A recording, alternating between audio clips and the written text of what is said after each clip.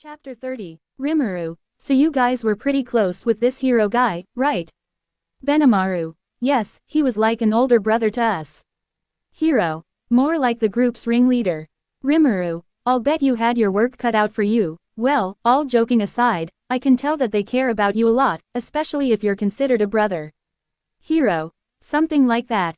Benimaru. It's just that we consider him our real brother. Do you see his broken horn? It's a wound he got from protecting me. Rimuru. Nice to know you always seem to be that reckless, but I'd consider it a badge of honor regardless. Shuna. There was one time I nearly slipped down a cliff, but thankfully, he was there to rescue me. Shion. And he was constantly getting into fights with Benimaru. Benimaru. True, and what's worse is that he always won those fights. Hero. True, I did lose once in a while. Azrael. Well, what are you waiting for, Benimaru? You've received blessings and power from our Lord and Master. I'm certain you can win the rematch. I'd be disappointed if you didn't. Seal. That's a melody for a different movement, Azrael. Benimaru can win his battles later. Azrael. You say that, but you're just as sure as I that he would win. Seal. It would be an unforgivable humiliation to our master if he didn't, it's that simple. Rimuru. If you weren't around when I recruited everyone in your village, I assume you left home to work as a mercenary. Hero. Well, me and 10 others, but we weren't blessed with very good employers. Benimaru. Which country did you end up working for anyway? Hero. Gistov, Demon Lord Clayman's domain. Everyone seemed to be more tense from that information. Rimuru. I see. Well, I hope you weren't particularly attached to him as an employer, considering that I killed him and all. Hero shook his head. Hero. Quite the contrary, I thought I'd be able to make some good money, but then I found out the ogre village was about to be attacked, so I deserted his army, and then… Shuna. I'm sorry, Rimuru. If I had known there were still some of you out there, I would have personally saved you myself. My condolences for your loss. Hero. Regrets will change nothing. Azrael. Well, Seal slapped the palm of her hand over Azrael's mouth, allowing more hostility to brew between them. Hero. And besides, I got to see everyone again. Words can't express my joy. For that reason, our comrades' sacrifices weren't in vain. Shion. Exactly, you're still alive, and that's worth celebrating. Shizu. Maybe you should go easy on the alcohol right now, Shion. Rimuru. Well, intoxication aside, she's not wrong. Hero. I was on the verge of death after a battle when Queen Tawa of the Kingdom of Raja graciously saved my life. I serve her as thanks. Shuna. Wait, is Queen Tawa the one who gave you a name?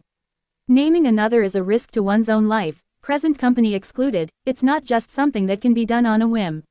Hero. Yes. He then explained the situation of Raja and how he recommended cultivating the great forest of Jura, and how the advisors found the idea ludicrous, not only since it was considered inviolable, much more they were cautious of the nation that wiped out Falmouth. Rimuru. So, that's what brings you here. I figured rejoining your people isn't why, since you only just recently found out they were alive. Well, tell us the situation so we can see what we can do. Hero. I must say you're far different than the rumors say about the boy of the forest. Rimuru. Really, what do they say? Hero. They whisper tales, nothing solid, mind you, just shadows of words. To your followers, they say you're a celestial being, a benevolent deity showering them with power, vitality, and the Midas touch on every endeavor. But the stories shift when they speak of you in hushed tones among their own. To your enemies, they paint a portrait of a demon ripped straight from the abyss, a merciless entity of theft, slaughter, and utter annihilation for anyone foolish enough to stand against you. And beneath it all, they murmur about a puppeteer, a master strategist who's already danced out his victories long before the first blade is drawn. Rimuru. I see, please tell me more. Hero. Beyond the whispers of god and demon, they also speak of titles that resonate with raw power. They call you the storm's firstborn, a primal force unleashed upon the world. Then there's the chilling epithet, tamer of the destroyer, hinting at a dominion over something cataclysmic. Others tremble as they utter the unshackled fury of the wild, acknowledging your untamed might. And conquest itself bends to your will, earning you the stark moniker, the unvanquished. Finally, there's the title that speaks of utter dominance, the chilling acknowledgement of your insatiable hunger, the devouring majesty. Rimuru. They're making me sound like some final boss. Still, that's better than the other ones I heard. I guess these are rumors I can get behind. Rimuru said before, taking a sip of his drink. Hero. Then there are the more intimate whispers. They speak of you as a master of subtle influence, a weaver of desires. Legends crumble, they say, not under brute force, but under the weight of your irresistible allure. It's murmured that even the most steadfast heroines and inexorable demon lords find themselves inexplicably drawn into your orbit. And for any woman who catches your eye, well, the implication is clear, resistance becomes a forgotten concept. Rumors like these are why the Prime Minister was hesitant to ask you for help, believing our queen would be a target of your desire. Rimuru's beverage suddenly felt more bitter as the grip on his cup led to it cracking slightly as he turned slightly red. Rimuru, alright, who the hell said that it's not true at all? Azrael, I don't know, Master seems like the most accurate rumor yet to me. Azrael said as she nodded with her arms crossed and eyes closed. Seal, I often feel as if your desires are bottomless and untamable. I fear for myself at your mercy. Seal said teasingly, with eyes closed and a hand on her cheek in false distress. Shizu, resistance becomes a forgotten concept. Speaking from experience, it sounds like they got you to an exact science. Shuna and Xian said nothing but nodded in unison with smiles on their faces. Rimuru, none of you are helping right now.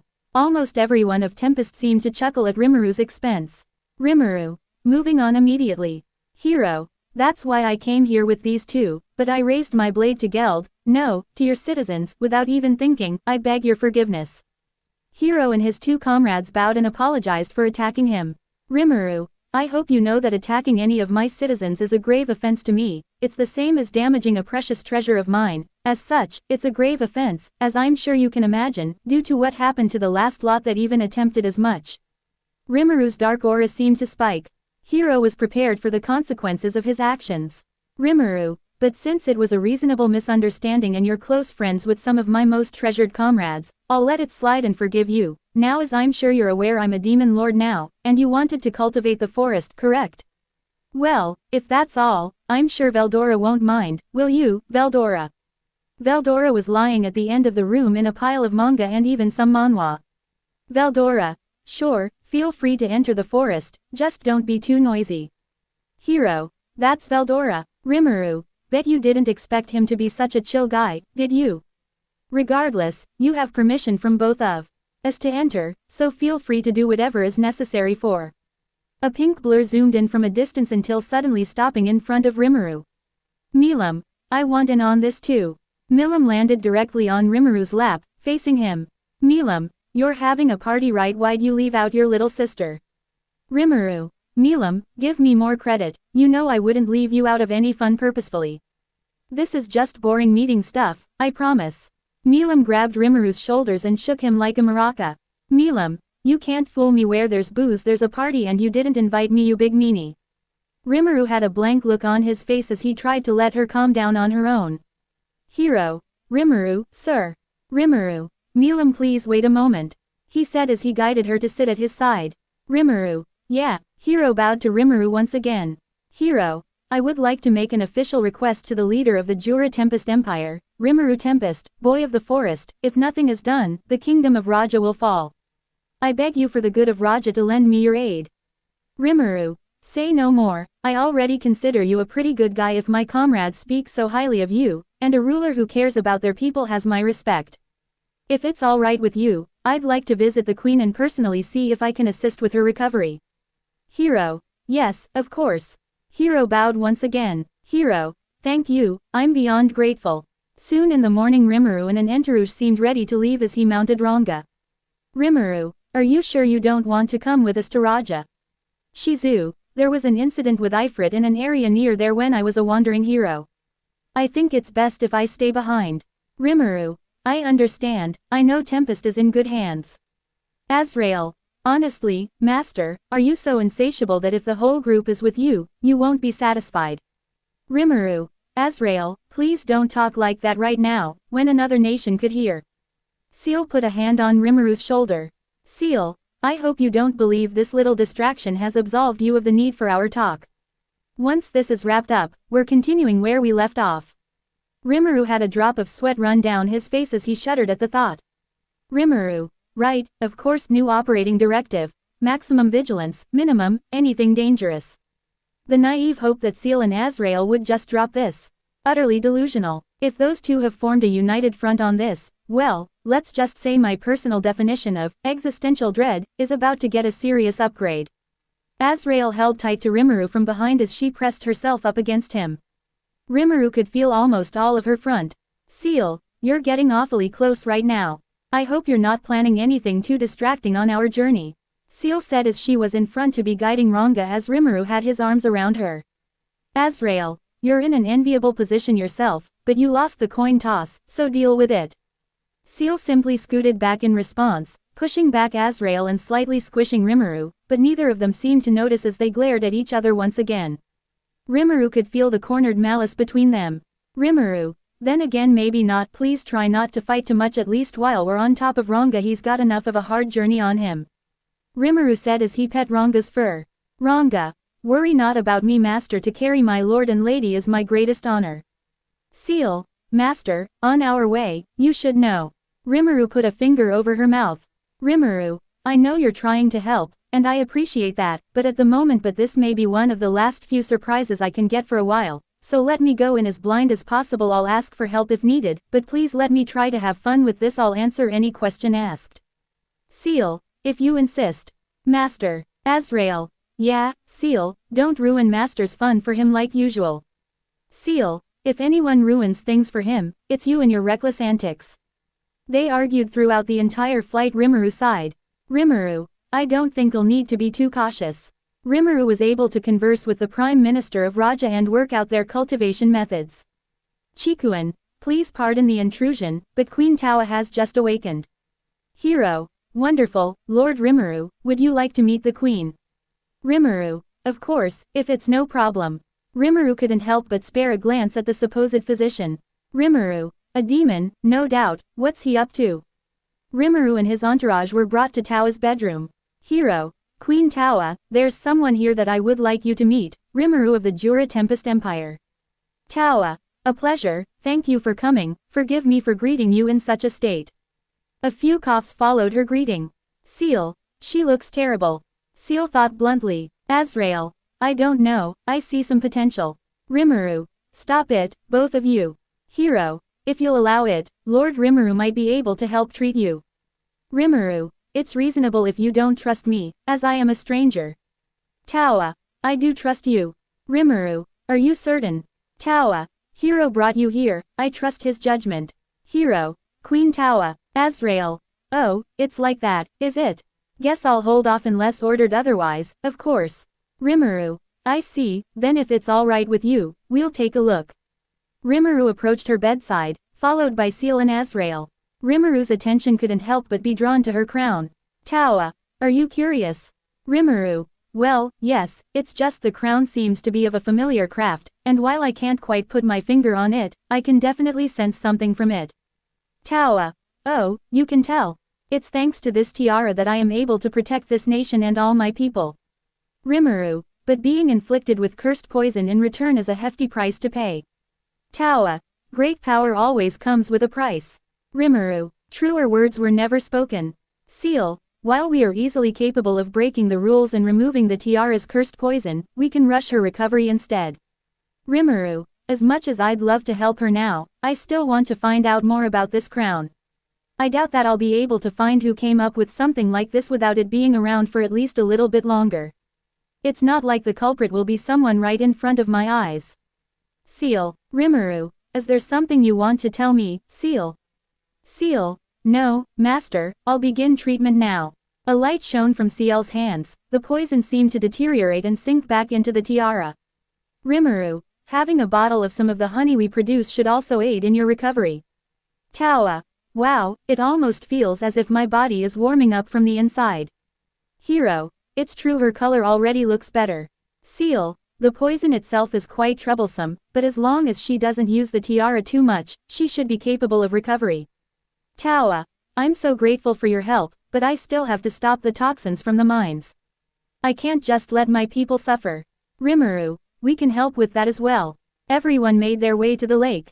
Rimuru, this poison, Tawa, once upon a time, the lake was filled with pure, clean water, but these days it's nothing more than a lake of death.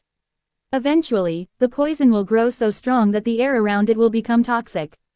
Rimuru, I see. Azrael, will you be a dear and take care of this for me? Azrael, certainly, master. Azrael licked her lips, and just like that, the poison was gone. Much to the surprise of Tawa and Hiro, the lake was purified with ease and brought to its former beauty.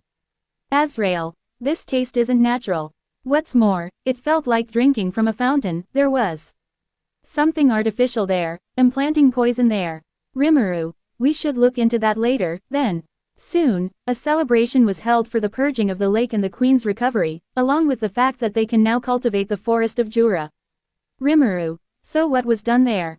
Azrael, some sort of magic circle, and based on how stale it was, it felt pretty old, likely a different make than the one who put the curse poison on the tiara.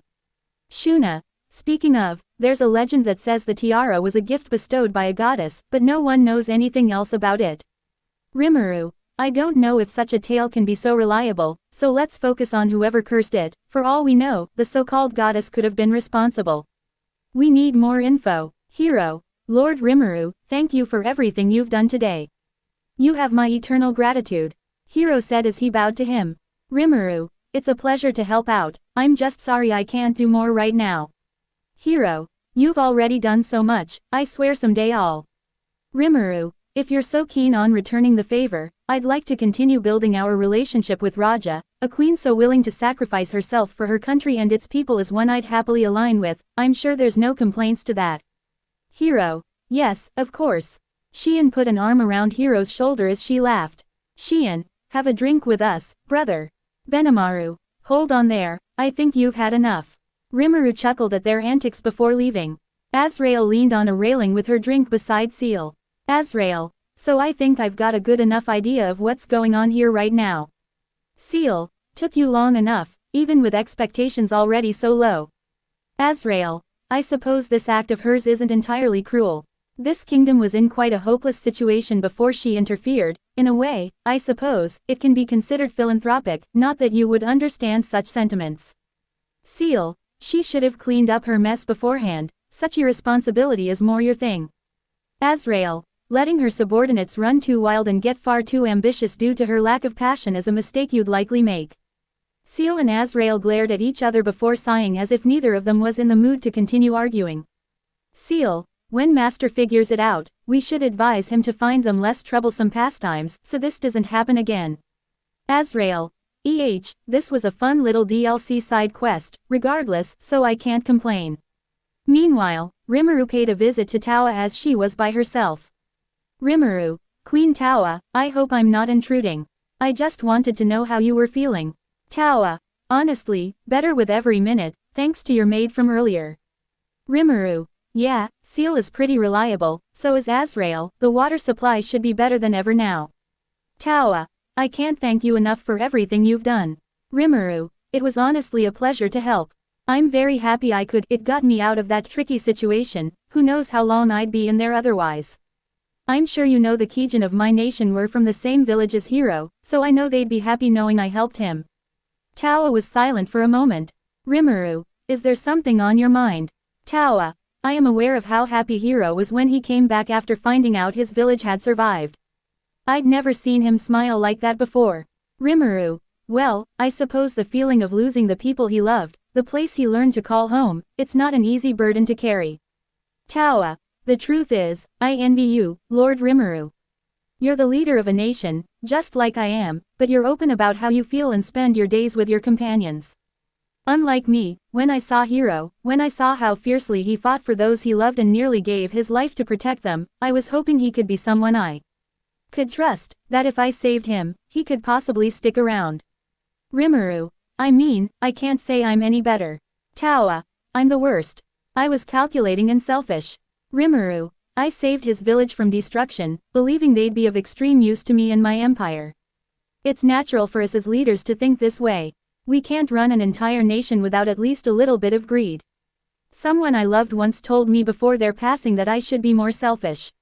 I wondered why, but it's clear to me now, without at least a little bit of greed, we won't be able to protect those we care about because they are our treasure. If you want someone you can trust around to help you, then that still makes you better than me. As far as things were concerned, I already had everything I'd ever need in front of the palm of my hand, ready to reach and take it, but I still wanted more. And that greed led to me saving many lives. I don't mean to say you should always be selfish, just when it comes to the greater good of those you care about. Tawa, I believe it would have been better if Hiro had found himself with you, with all his people. He'd be better off, he'd be happy, he'd be home.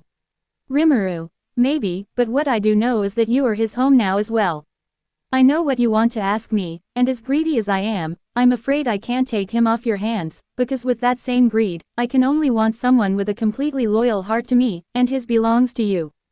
Tawa, but, Rimuru, he had the opportunity to stay in Tempest, where he wanted to call home, and whether it's his pride or not, I know he won't abandon you, so I won't force him to. Tawa, oh, are you certain? Rimuru, positive. You're probably just overthinking this situation. I've met a lot of leaders, and I'd say, as far as leaders go, you're pretty generous in comparison to most. I don't think you have any reason to feel guilty just because you got greedy once. As someone who almost lost air down there, trust me when I say it's not best to swim too deep in your own thoughts. If you want my advice, loosen up and prioritize yourself a just bit more. Remember, if you put everything on your shoulders and crumble at this rate, your people would be all alone. You should act a bit more greedily for their sake. Tawa, greed for the sake of others.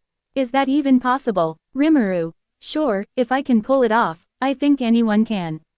Tawa couldn't help but crack a smile. Tawa, you are a kind person, Rimuru. Rimuru, no, I wouldn't say that. I'm afraid it's just that greed of mine at work again. To be continued.